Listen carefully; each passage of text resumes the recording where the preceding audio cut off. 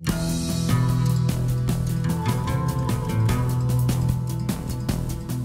Assalamualaikum warahmatullahi wabarakatuh. Selamat siang, teman-teman. Kembali lagi saya dengan Indri dari Lembaga Perlindungan Saksi dan Korban. Kita kembali lagi bertemu di podcast Rumah Aman. Kali ini kita mengangkat tema tentang pemenuhan hak korban kekerasan seksual. Seperti kita ketahui, permohonan perlindungan saksi dan korban kalau berdasarkan data LPSK nih tahun 2021 itu ada sekitar 468 permohonan berasal dari 27 provinsi, 104 kabupaten atau kota yang sudah ditangani oleh LPSK. Ini tapi angkanya terus meningkat nih, khususnya untuk kasus-kasus korban kekerasan seksual. Nah, cuman hari ini kita mencoba memotret bagaimana kondisi di Bali nih. Hari ini kita sudah kedatangan tamu kita pada hari ini di podcast kita, Ibu Niluh Kompiang Srinadi SIK MH ya Bu ya. Akrab dipanggil Ibu Kompiang aja ya. Siap. Ibu, gimana Ibu kabarnya? Sehat Bu? Sehat, Sehat, baik. Alhamdulillah. Baik Bu, ini langsung aja nih Bu, kalau berkaitan dengan korban kekerasan seksual, karena memang sejak Undang-Undang 12 tahun 2022 tentang tindak pidana kekerasan seksual itu jadi satu bahasan yang menarik nih. Hampir nggak di Jakarta doang, tapi kayaknya hampir di setiap provinsi. Sampai efeknya juga ke kami, permohonan perlindungan terus meningkat seperti yang tadi saya sebutkan tuh, udah sampai 468 permohonan. Nah, gimana Bu potretnya kalau di Bali sendiri bagaimana Bu? Semenjak diberlakukannya Undang-Undang Nomor 12 tahun 2022, kita melihat kesadaran hukum masyarakat itu semakin meningkat. Karena banyak masyarakat kita udah berani berbicara, berani untuk speak up. Buktinya dengan meningkat juga dengan laporan yang terjadi terkait dengan kasus-kasus kekerasan seksual yang terjadi di Bali. Mungkin bisa kami sampaikan di sini, kasus kekerasan seksual perempuan sebagai korban itu di tahun 2020 itu ada 15, di tahun 2001 ada 4, di tahun 2022 ada 12. Mungkin yang dewasa ini mengalami penurunan dia. Justru menurun ya? Iya, menurun untuk perempuan. Tetapi yang meningkat ini adalah anak sebagai korban. Di tahun 2020 itu ada 50, di tahun 2021 itu ada 56, dan di tahun 2022 itu sudah mencapai 54 kasus. Cukup tinggi juga. Betul. Sekarang kasus-kasus kekerasan seksual terhadap anak, terutama kasus-kasus persetubuhan dan pencabulan yang terjadi di wilayah Bali. Itu Mbak. Memang kalau sejak ini teman-teman saya perlu informasikan, Ibu Kompiang ini beliau adalah Kasubdit 4 PPA, berarti PPA tuh Perlindungan Perempuan dan Anak di Treskrimum Polda Bali. Betul. Jadi memang data yang disampaikan oleh beliau adalah data akurat ya Bu ya, yang dikeluarkan oleh Polda. Nah, memang tadi menarik ya Bu ya, disampaikan oleh Ibu ada bentuk-bentuk tindak pidananya yang mulai dari pencabulan dan lain sebagainya. Dengan adanya Undang-Undang TPKS juga semakin ruang gerak pelaku juga sudah semakin bisa kena nih dengan Undang-Undang 12 gitu ya. Dia melakukan, jangan kan itu, kalau nggak salah saya tempat mengikuti proses pembahasannya juga disiulin aja tuh udah bisa kena sebenarnya gitu ya ke Undang-Undang 12. Nah, menarik tadi yang disampaikan oleh Ibu terkait data ya Bu. Nah, umumnya tuh siapa aja Bu, atau dari pihak mana aja sih yang kerap jadi pelaku tuh Bu? Akademisi kah atau bagaimana gitu ya? Kalau kita lihat dari kasus-kasus kekerasan seksual terhadap anak, itu kebanyakan pelakunya adalah teman sebayanya dia. Jadi malah yang punya hubungan relasi jadi ya. Teman sebayanya yang sudah dianggap pacarnya, dia sudah sampai melakukan hubungan sepatutnya belum dilakukan oleh mereka yang karena usianya belum dewasa. Yang seperti itu. Jadi kebanyakan kita lihat dari anak-anak, tetapi juga ada juga kasus anak-anak juga yang dilakukan oleh orang yang dewasa yang umurnya bisa di antara 35 sampai 56 tahun. Seperti itu. Sebenarnya usia 56 itu juga sudah usia yang cukup dewasa, yang seharusnya sudah bisa mengontrol emosi dan juga sudah bisa mengontrol hasrat gitu ya Bu. Itu ternyata banyak juga ya pelaku dari kelas usia segitu ya Bu ya. Salah satu yang kami tangani ini pelakunya itu adalah orang yang dititipkan, diasuh oleh teman kosan tetangganya karena dia ada kesibukan untuk mencari nafkah, memenuhi kebutuhan hidupnya.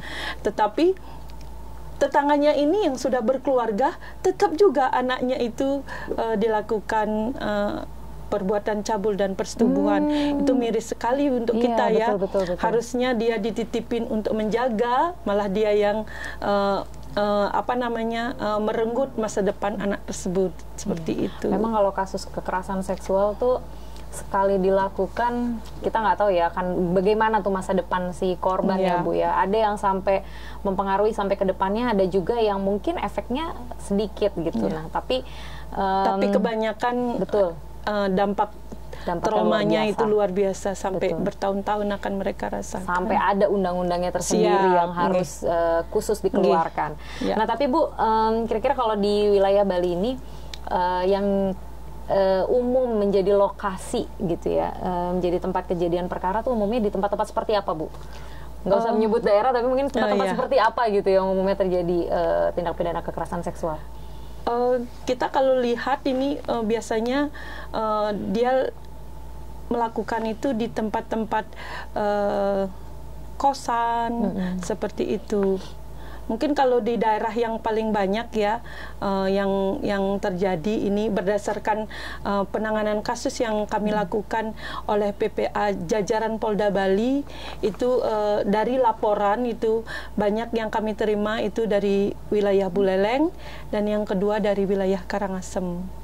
Ya mungkin pemahaman dan lingkungan masyarakatnya masih harus kita berikan pemahaman terkait dengan tindak pidana kekerasan seksual ini seperti itu. Betul. Ini wilayah Bali juga sebenarnya wilayah yang unik ya. Maksudnya jadi salah satu daerah tujuan wisata gitu yang seharusnya kita ya minim dari perbuatan-perbuatan seperti itu, tapi ternyata masih terjadi juga ya Bu ya. Memang kekerasan seksual cukup memprihatinkan. Nah, ini biasanya dampak dari laporan-laporan yang masuk ke kepolisian Bu, itu biasanya dampak apa yang dialami oleh korban Bu?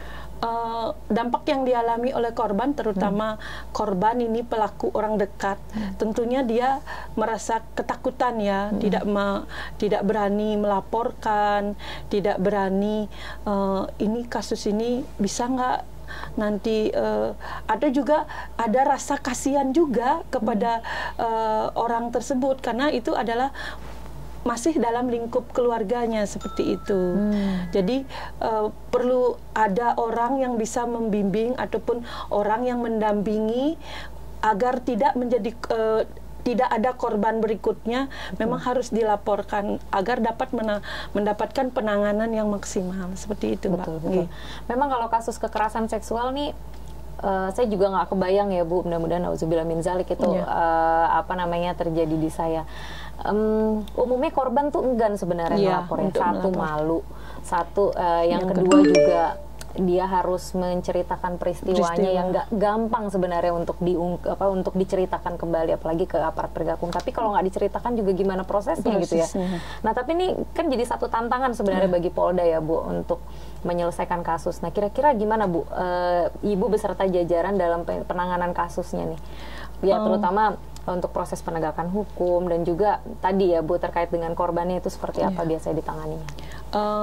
Untuk kasus kekerasan seksual terhadap perempuan dan anak, kita di Polda Bali dan juga PPA di seluruh Indonesia sudah memiliki ruang pelayanan khusus.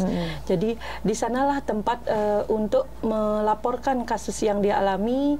Kami juga memiliki ruang pelayanan yang ada standarnya yang khusus, yaitu ada tempat bermain anak, terus tempat istirahat korban, terus juga ada tempat penitipan anak sementara untuk pelaku, terus juga ada ruang pemeriksaan yang kami harapkan nyaman dan korban itu bisa menyampaikan apa yang dihadapi atau permasalahan yang dihadapi sehingga bisa menangani dengan maksimal. Oh, oke. Ya. Tapi Bu, Polda sendiri pernah nggak sih Bu terima laporan bukan berasal dari korban, malah dari pihak lain gitu Bu? Iya, kami juga pernah menerima laporan dari Rumah Sakit Sangla terkait dengan adanya diduga pelecehan seksual, karena dari hasil pemeriksaan dokter itu ada hasil visumnya yang menunjukkan adanya kekerasan seksual, sehingga kami juga tidak bisa berdiri sendiri ya Mbak. Betul. Harus bekerja sama dengan instansi terkait, lembaga-lembaga terkait di dalam penanganan kasus kekerasan seksual ini. Kalau yang kasus-kasus seperti itu tuh ya Bu ya, yang umumnya Polda terimanya itu bukan dari si korban. Nah, setelah ditelusuri, pasti kan melakukan penelusuran ya Bu ya? Kami melakukan penyelidikan. Nah, itu apakah biasanya umumnya tuh kenapa korban nggak mau ngelapor ya Bu? Ini juga karena korban itu ada juga yang tidak tahu, karena dia kan masih anak-anak, dia tidak tahu itu bahwa hal itu tidak termasuk dalam kekerasan seksual. Setelah tahu, misalnya dia dimasukin kelaminnya dengan tangan oleh orang, setelah dia menyampaikan ke ibunya tidak bisa pipis, dibawa ke dokter, ternyata dokternya itu menemukan bahwa anak ini ada robekan di selaput darahnya yang disampaikan yang diperiksa oleh dokter, sehingga dokter ini bukan anak ini bukan hanya mengalami suatu penyakit, mengalami suatu hal yang dianggap mudah gitu, ternyata dia mengalami suatu kekerasan seksual seperti itu. Oke, jadi memang banyak sekali yang masih minim informasi ya Bu, itu padahal suatu perbuatan yang bisa dikenakan terkait dengan tindak pidana kekerasan seksual, tapi ya gitu masyarakat masih banyak yang belum tahu. Nah, tapi Bu, berkaitan dengan undang-undang tadi ya, tindak pidana kekerasan seksual itu kan banyak hal-hal baru ya Bu ya, banyak hal-hal khusus gitu ya, apalagi kaitannya dengan peran kepolisian gitu ya, terkait perlindungan sementara dan lain-lain sebagainya. Mungkin Ibu juga sudah coba mendalami undang-undang tersebut. Nah, kira-kira ada atensi khusus nggak Bu dalam penanganan perkara, khususnya untuk kasus-kasus kekerasan seksual menurut undang-undang tersebut? Kalau di kami, ini kan undang-undangnya juga baru disahkan 9 Mei 2022. Betul. Kami juga bersama-sama dengan jajaran juga bersama-sama menyamakan persepsi di dalam menangani kasus terhadap kekerasan seksual terhadap perempuan dan anak ini. Kami juga melakukan berbagai kegiatan, baik itu kegiatan sosialisasi, melaksanakan kegiatan pelatihan, dan juga membedah unsur-unsur pasal ini. Ini kadang-kadang ini masuk ke undang-undang TPKS atau masuk ke undang-undang yang lain. Karena kalau undang-undang TPKS kan bersifat terbuka dia. Undang-undang lain sepanjang itu tidak bertentangan dengan undang-undang TPKS, dipakai undang-undang itu yang lebih memberatkan, kita pakai yang lainnya, seperti itu. Betul. Nah, ini selain dengan penanganan kasus ya, menarik juga terkait dengan pemenuhan hak korban. Bagi kami LPSK sebenarnya adanya undang-undang TPKS itu satu kemajuan yang besar gitu ya untuk kasus kekerasan seksual, utamanya pemenuhan hak restitusi yang juga kalau misalnya tidak mampu membayar si pelaku dilakukan sita harta terus dilelang, kalau nggak cukup juga ada jalur lain terkait dengan pemenuhan lewat dana bantuan korban gitu ya. Nah, berkaitan itu baru segelintir hak kecil, segelintir kecil gitu ya Bu, hak dari yang dimiliki oleh korban yang tertuang di dalam Undang-Undang 12 tahun 2022. Kira-kira ada upaya yang mulai dilakukan nggak Bu, utamanya untuk mengedepankan hak korban juga yang dilakukan oleh kepolisian?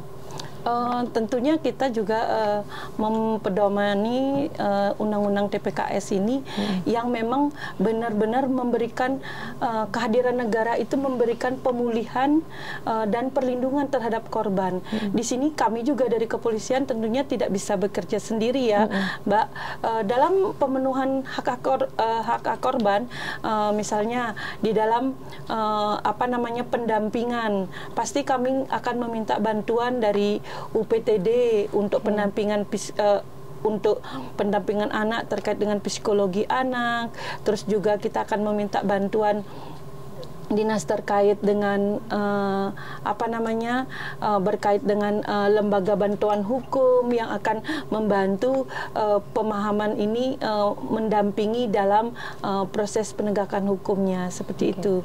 Baik, memang untuk penanganan korban nih bukan hanya jadi peran satu instansi ya, karena memang di Undang-Undang 12 juga sampai ada layanan terpadu yang artinya terpadu tuh multi stakeholders gitu ya, baik LPSK, pemerintah daerah, kepolisian sendiri dan lain sebagainya tuh bersatu padu untuk bisa menangani korban gitu.